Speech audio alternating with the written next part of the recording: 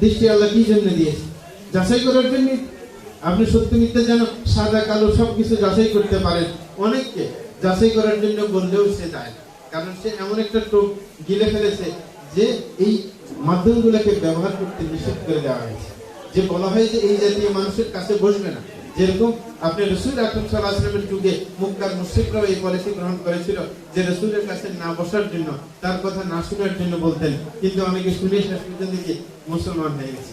এরকম ভাবে আপনার দেখার শক্তিকে কাজে লাগানোর জন্যই তো আল্লাহ চক্ষু দিয়েছেন, কিন্তু অনেকে সেটা কাজে লাগান না। যদি বলা হয় তাকে যে ভাই আপনি যে কথা শুনেছেন এটা তো কোরআন হাদিসের বিপরীত, আমি আপনাকে কোরআন দেখাচ্ছি, হাদিস দেখাচ্ছি, তিনি দেখতে চান না, এই দৃষ্টি শক্তিকে কাজে লাগাতে চান না।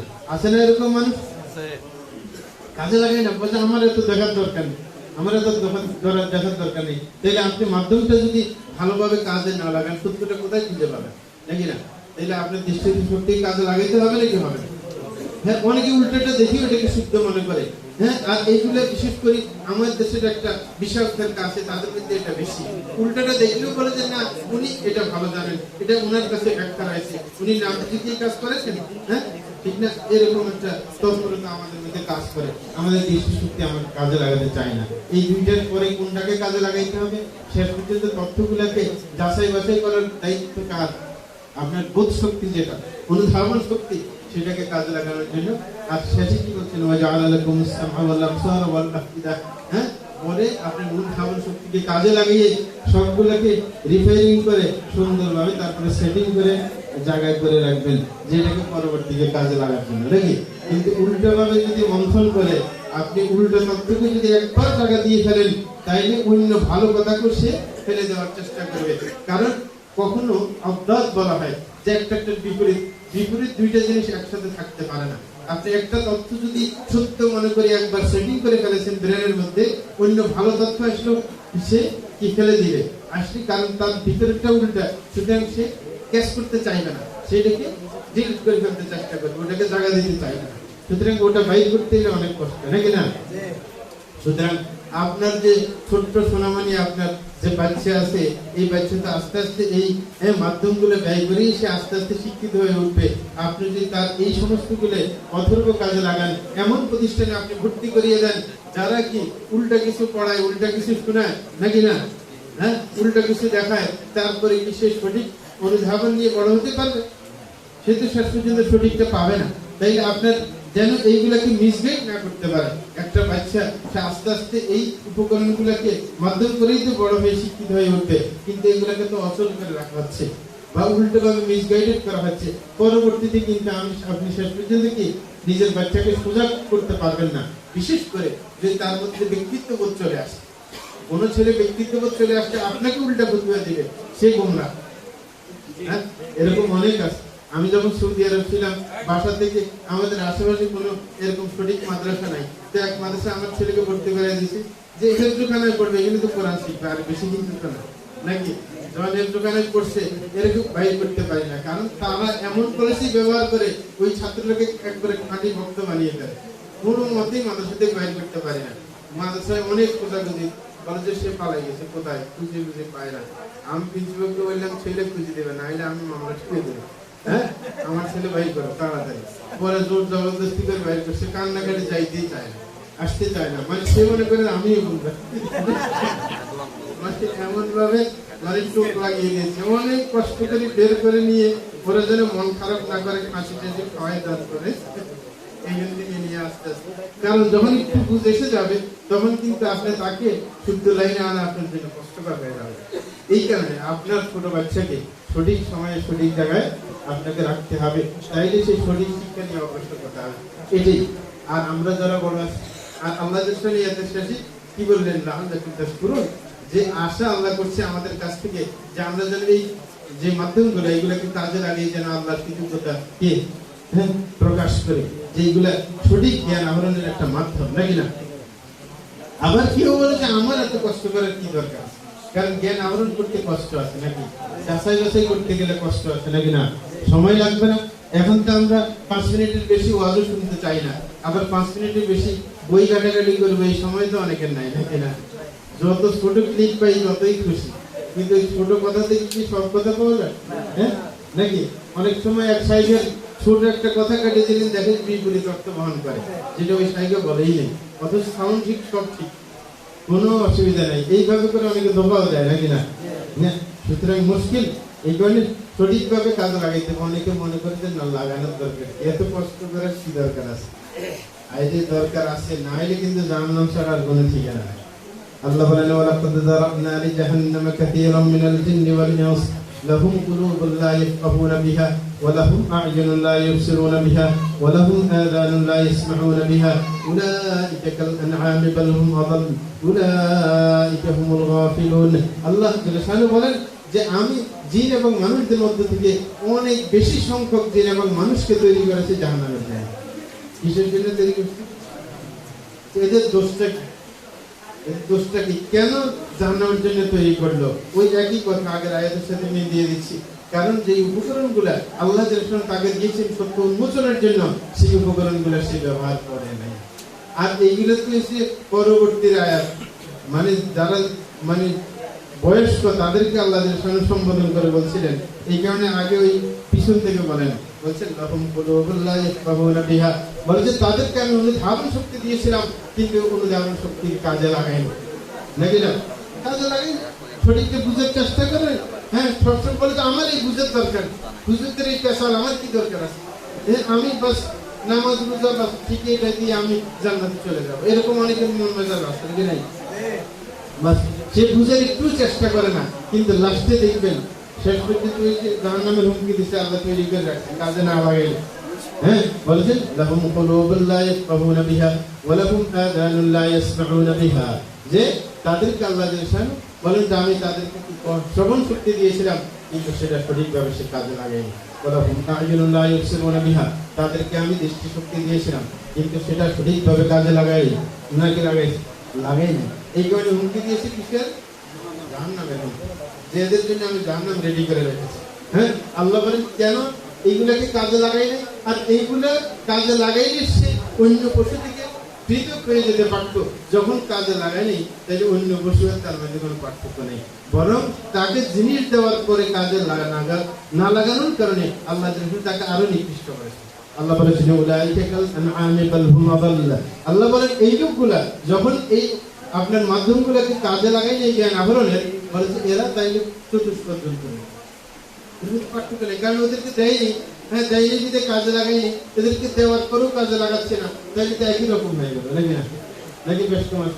হ্যাঁ, আল্লাহ বলছেন যে এরা হয়েছে চতুষ্পদ জন্তুর মতো। আবার বললেন যে কারণ এদেরকে দেওয়া হয়েছে কাজে লাগাইনি আর পশুকে দেয়নি, এই কারণে আল্লাহ বলেন এটা যথেষ্ট নাই। হ্যাঁ, যে কথা যে পশুর মতো, আল্লাহ বলেন বাল হুম আযাল, বলেন এরা আরো নিকৃষ্ট, আরো কম কষ্ট। কারণ এদের থাকা সত্ত্বেও কাজে লাগায়নি, আর ওদের তো নাই বিধেই কাজে লাগায়নি, নাকি না? হ্যাঁ, আল্লাহ বলেন উলাইকা হুমুল গাফিলুন, এরা আসলে গাফিল। কোনো চিন্তা চেতনা নেই, সব সময় বাস কিভাবে নিজের পরকালকে আপনার গুছিয়ে নিবে ওই চিন্তা তার মাথার মধ্যে গিয়ে নাই একেবারেই। সুতরাং এই মাধ্যমগুলো কাজে লাগিয়ে সত্য মিথ্যার যাচাই করবে না, কি করবে না? প্রত্যেকে, এটা অভিভাবক যারা আছে, যাদের সন্তান আছে তাদেরকে বলছি। কারণ আপনি প্রতিষ্ঠানে দেওয়ার সময় এটা ভাবতে হবে যে এখানে কি পড়ানো হয়, এখানে কি আদর্শ শিক্ষা দেওয়া হয়, এবং এখানে পড়ার পর আমার ছেলে কি আদর্শ গ্রহণ করবে, সেটা চিন্তা অবশ্যই আপনাকে দেওয়ার সময় অবশ্যই চিন্তা করতে হবে।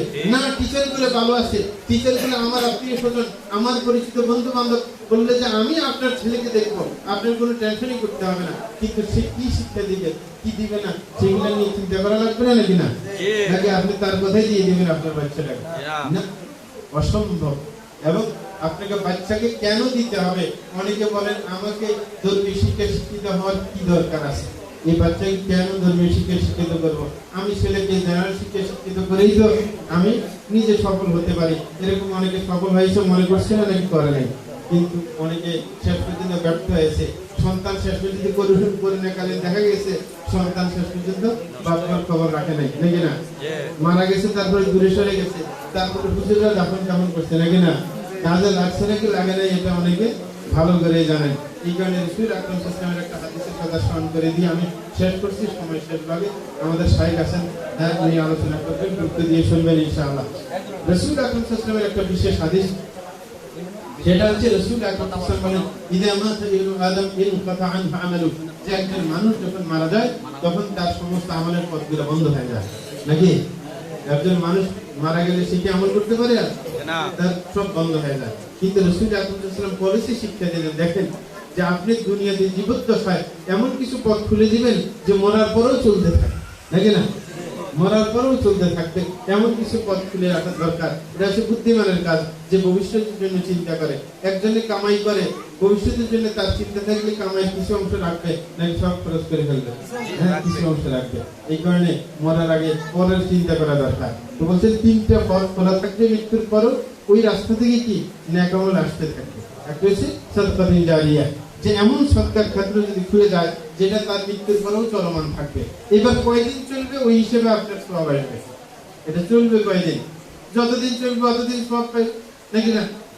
অল্প দিন যদি চলে, যেমন একটা ফ্যান যদি আপনি সৎকার করেন, ফ্যান যতদিন চলবে অতদিন সওয়াব পাইবেন। ফ্যান স্টপ হয়ে গেলে এটা যদি ডাস্টবিনে ফেলে দেওয়া হয় তখন সওয়াব বন্ধ হয়ে গেছে, নাকি না?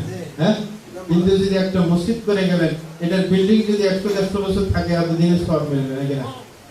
আর যদি একটা ছেলেকে আপনি যদি সঠিকভাবে শিক্ষা দিয়ে দেন, এর ধারা যদি কিয়ামত পর্যন্ত চলতে থাকে ততদিনই আপনি সওয়াব পাবেন। হ্যাঁ, একটা প্রতিষ্ঠান যেমন আপনারা একটা স্বপ্ন নিয়ে এই ভিত্তিপ্রস্তর স্থাপন করছিলেন এই প্রতিষ্ঠানের, সুতরাং এটা যদি চলতে থাকে, এই এলাকায় থাকে, আপনারা সবাই মৃত্যুবরণ করবেন, কিন্তু এটা এই এলাকার মধ্যে এমন একটা জনগোষ্ঠী তৈরি হয়ে যাবে যে যারা নিজের জীবন বাজি দিয়ে এই প্রতিষ্ঠানকে রক্ষা করবে, হ্যাঁ, মৃত্যু পর্যন্ত। সুতরাং এটা বিশাল সৎকার জারির ব্যাপার না? অবশ্যই। আরেকটা হচ্ছে ইলমিন ইউনতাফা বিহি, যে যেই জ্ঞানের মাধ্যমে মানুষ লাভবান হবে, এরকম জ্ঞান যদি রেখে যায়। অনেকে লিখতে পারে, লিখে গেল, নাকি না? অথবা কেউ শিক্ষকতা করতে পারে, লিখতে না পারে, শিক্ষকতা করে কিছু ছাত্র রেখে গেল, তারা জ্ঞানের প্রচার প্রসার করলো, নাকি না? তাই এই পথ অনেকের চালু থাকলো, এটাও প্রতিষ্ঠানের সাথে সম্পৃক্ত, নাকি? বাচ্চা দিলে সেই ধারাটাও আপনার চালিয়ে গেল। এরকম 2 নম্বর আওয়ালাদিস সালেহ নিয়ে দৌড়া, এবং 3 নম্বর হচ্ছে নেককার সন্তান রেখে যাওয়া, যে তার জন্য দোয়া করবে। অনেকে যদি জেনারেল শিক্ষিত করে যায়, দোয়া করার জন্য সে সাহসও করে না। সে দোয়া করার জন্য যদি আপনার চেষ্টা করে হুজুর করে। আমাদের এক পরিচিত আপনার ঢাকার এক এলাকার মানে সেই ইমাম সাহেব বলতেছেন, মানে খুব বিয়ে এলাকা, ওই এলাকাতে সে থাকে, বলতেছে আমাদের মসজিদের মুয়াজ্জিনের কাছে ডায়েরি আছে, কার বাপ কোন দিন মারা গেছে এদের লিস্টে আছে। আমি বলছি এদের লিস্টে টাকা রাখ কেন, কি দরকার? বলছে মানুষ আসে জিজ্ঞাসা করে, ধনী লোকেরা, হুজুর আমার বাপ কোন দিন মারা গেছে। বলে যে ওই ডেট আসলে আমাদেরকে মনে করাই দিবেন, তাইলে আমাদের মিলাদ মাহফিল টাহফিল করতে হবে না। মানে দায়িত্ব সে ওনার মনে রাখা, যে আপনার কাছে লিখে রাখেন ওই দিন মারা গেছে, টাইমে মনে করে দিবেন। আমাদের মনে করার এত টাইম আছে না, হ্যাঁ, ব্যবসা বাণিজ্য করে। সুতরাং কিন্তু একজন যে নেককার সন্তান যদি আপনি রেখে যান, তার মনে করতে হবে না, ক্ষণে ক্ষণে মনে করার দরকার নেই, সবসময় মনে করে। হ্যাঁ, তার মাতা পিতাকে যখনই সেজদায় যাবে বাপের কথা মনে করবে, নাকি করবে না? এমনকি সে শেষ পর্যন্ত সালাত আদায় করতে পারবে, তার ইমামতিতে আপনাকে কি, হ্যাঁ, আপনার জানাজা হবে, নাকি না? অনেক এখন দেখা যায় অনেকে সহিহ আকীদার মানুষ হইলেও আপনার জানাজা পড়ার জন্য বেদাতিরা চেষ্টা করে, কারণ জানে যে কোনো মতে শেষ পর্যন্ত আমাদের লাইনে কিভাবে মিলিয়ে দেওয়া যায়, সেটা মানে মোহরটা মেরে দিবে আর কি। শেষ পর্যন্ত আমাদের লাইনেই তার মৃত্যু হয়েছে এবং আমরাই তাকে বুঝাই দিয়ে আসছি কবর। হ্যাঁ, সুতরাং চেষ্টা করবেন এখন থেকে একটা জনগোষ্ঠী তৈরি করা, যে যারা আপনার মৃত্যুর পরে সঠিকভাবে আপনাকে কিভাবে কবর পর্যন্ত পৌঁছিয়ে দেয় সেই ব্যবস্থা করবে, নাকি না? এই চেতনা আমাদের বহন করতে হবে, নাকি না? তো এই চেষ্টা যদি থাকে, ইনশাআল্লাহ এই চেষ্টা মাথায় থাকলে এই প্রতিষ্ঠান কিভাবে অগ্রসর করা যায়, এই প্রতিষ্ঠানের ছাত্র সংখ্যা কিভাবে বাড়ানো যায়, আর ছাত্র সংখ্যা বাড়ানোর ক্ষেত্রে সবসময় টার্গেট করবেন ব্যক্তিকে। রাসূল আকরাম সাল্লাল্লাহু আলাইহি ওয়াসাল্লাম যখন ইসলামের শুরু যুগে টার্গেট করেছিলেন 2 জনকে ইসলামের অগ্রগতির জন্য, একটা হচ্ছে আবু জাহালকে, আরেকজন হচ্ছে হযরত ওমর ফারুককে। 2 জনের জন্য দোয়া করলেন হযরত ওমরের ক্ষেত্রে কি কবুল হয়ে গেছে নাকি? তাহলে টার্গেট ভিত্তিক কাজ করতে হয়, এটা এখানে ধরে, নাকি না? টার্গেট করে মেধাবী ছাত্র খুঁজবেন, তার পিতার পিছনে লাগে থাকবেন, কিভাবে যে এখানে নিয়ে আসা যায়, তাকে সঠিক শিক্ষা দেওয়া যায়, যোগ্য আলেম বানানো যায়। কারণ অথবা একজন ছাত্র এনে দিলেন, শিক্ষক অনেক চেষ্টা করলেও কি শেষ পর্যন্ত কাজে লাগবে না, ওকে যোগ্য আলেম বানানো সম্ভব হবে না। যাই হোক, সময় শেষ। এতে আমরা শেষ করব। আল্লাহ যদি বরকত দিতে চান অল্পতেই বরকত দিতে পারেন। আমরা সবার কাছে আবেদন করব এই প্রতিষ্ঠানকে কিভাবে অগ্রসর করে নেওয়া যায়, এই স্বপ্নকে কিভাবে অগ্রসর করে নেওয়া যায় সেটার জন্য প্রত্যেকেই চেষ্টা করবেন। মনে করবেন না যে যারা দায়িত্ব নিয়েছেন তারাই অগ্রসর করবে, আপনার কি দায়িত্ব না আপনিও পাশে দাঁড়াবেন একমাত্র আল্লাহর সন্তুষ্টির জন্য। মনে করবেন যে তারা সুবিধা ভোগ করবে, তারাই চাকরি করবে, তারাই এখান থেকে সুবিধা ভোগ করবে, আমার কি সুবিধা, বরং আপনার সুবিধা বেশি। তারা দুনিয়াতে কিছু নিয়ে যাবে, হ্যাঁ কিছু কম পাবে পরবর্তীতে, আপনি কিছু না নিয়ে কাজ করলে আপনার তো থেকে যাবে। কারণ সাহাবায়ে কেরাম যারা পরবর্তীতে মৃত্যুবরণ করেছিলেন তারা আফসোস করে মারা গেছেন যে অন্য সাহাবী যারা হযরত মুসআব ইবনে উমাইর যখন মৃত্যুবরণ করেছিলেন তার শেষ পর্যন্ত পুরো কাফনে ছিল না, একদিকে টাইলে আরেক দিক খুলে যায়, যে তারা তো পুরোটা পরকালে পাইবে, যে আমরা তো অনেক কিছু গ্রহণ করে ফেলছি, আমরা মনে হয় একটু কম পাবো নাকি না।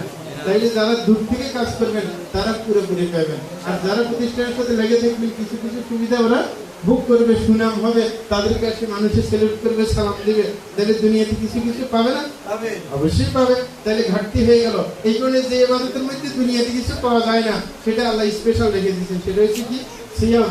সিয়ামের মধ্যে সিয়াম রাখলে কেউ জানে না, এই কারণে এটা সুনাম দুনিয়াতে নাই। হজ করলে হাজি বলে দেখে বলতেন সিয়াম রাখছেন আপনি 30 বছর 40 বছর, কেউ এটার নাম ভিন্ন করে দেয়নি, আপনাকে ভিন্ন করে সম্মান এটার জন্য প্রদর্শন করে না নাকি না।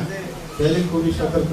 আল্লাহ আমাদের সবাইকে যেন নিজের জ্ঞান আহরণের যাচাই বাছাইয়ের যে আল্লাহ উপাদানগুলো মাধ্যমগুলো দিয়েছেন সেগুলোকে কাজে লাগিয়ে যেন আমরা সামনে অগ্রসর হতে পারি, সেই তৌফিক আল্লাহ দিয়ে দেন। এবং এই প্রতিষ্ঠানকে আল্লাহ কবুল করুন এবং এই প্রতিষ্ঠানের বিনিময়ে আল্লাহ এই এলাকাতে তাওহীদের আলো ছড়িয়ে দেন, সেই আশা ব্যক্ত করে আল্লাহর উপর ভরসা করে শেষ করলাম। সাল্লাল্লাহু আলাইহি ওয়া সাল্লাম।